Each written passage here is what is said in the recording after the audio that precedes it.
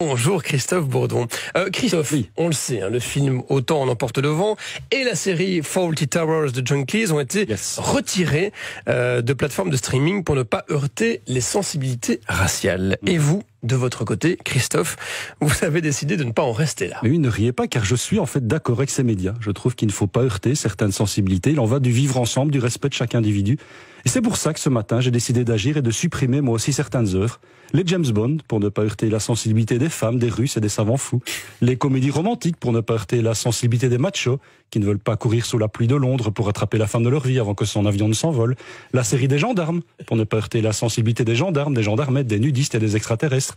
Le film La Chute, pour ne pas heurter la sensibilité des néo-nazis. Et Dieu sait si derrière leur carapace de néo-nazis, il y a un petit cœur qui bat sur du Wagner. Les films en noir et blanc, pour ne pas heurter la sensibilité des personnes de couleur et des caucasiens. Le dessin animé Candy, pour ne pas heurter la sensibilité des méchants et des gentils. Mort à Venise, pour ne pas heurter la sensibilité des guides touristiques de la place Saint-Marc. L'île aux enfants, pour ne pas heurter la sensibilité des personnes souffrant d'allergie au pollen, vu que, oui, dans l'île aux enfants, c'est tous les jours le printemps.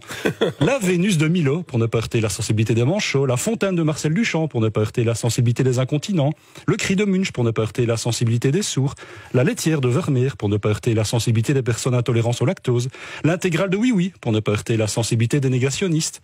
Le Baiser de l'Hôtel de Ville de Robert Doisneau, pour ne pas heurter la sensibilité des célibataires. Les livres de Marc Lévy, pour ne pas heurter la sensibilité des amateurs de littérature.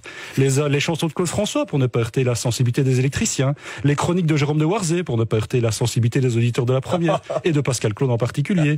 Les vestiges romains, pour ne pas heurter la sensibilité des descendants des Gaulois. Les vestiges gaulois, pour ne pas heurter la sensibilité des descendants des Romains. Et évidemment, toutes les statues présentes dans l'espace public, pour ne pas heurter la sensibilité des piétons. Et j'ai donc broyé avec un rouleau compresseur tous les DVD, les CD, j'ai fait un grand feu avec tous les livres, les peintures, et j'ai déboulonné toutes les statues. Et là, je me suis dit que enfin toutes ces œuvres ne pourraient plus heurter la sensibilité des hommes, des femmes, petits, grands, jeunes, vieux, gros, maigres, blancs, noirs, jaunes, cathos, juifs, musulmans, bouddhistes, athées, hétéros, homo, bi, trans, trave, non-binaires, aveugles, manchots, sourds, muets, moches, beaux, durs ou mous qui a un grand coup. Car face à moi, il y avait désormais un monde tout doux, tout choupinou, un monde de miel et de sucre. Et j'ai alors détruit le miel et le sucre pour ne pas heurter la sensibilité des diabétiques. Et enfin, je me suis retrouvé face à un monde de rien, un monde sans culture, sans histoire, un monde de métro, de boulot et de dodo, de travail, de famille et de patrie, un monde de façades et de magasins, de présent, sans passé ni avenir. Et à cet instant, des pages d'un livre se sont posées à mes pieds. C'était 1984 de George Orwell. Oui, je l'avais brûlé pour ne pas heurter la sensibilité des dictateurs. Et ces pages disaient ceci: tous les documents ont été détruits ou falsifiés, tous les livres réécrits, tous les tableaux repeints, toutes les statues, les rues, les édifices ont changé de nom, toutes les dates ont été modifiées. Que le parti puisse étendre le bras vers le passé et dire d'un événement « cela ne fut jamais », c'était bien plus terrifiant que la simple torture ou la mort.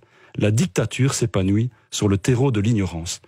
Et là, je me suis rendu compte que finalement, je ne voulais pas vivre dans un monde qui efface ce qui dérange, un monde sans traces artistiques ou historiques, fût-elle d'un passé douloureux, et que non, définitivement non, je ne voulais pas vivre dans un monde qui ne heurte pas ma sensibilité, nos sensibilités, car je trouve que c'est précisément en nous secouant, en nous remuant, en nous bousculant, en nous provoquant qu'on nous rend vigilants, exigeants, tolérants, marrants, émouvants, vibrants, bienveillants, mordants, entreprenants, bref, vivants.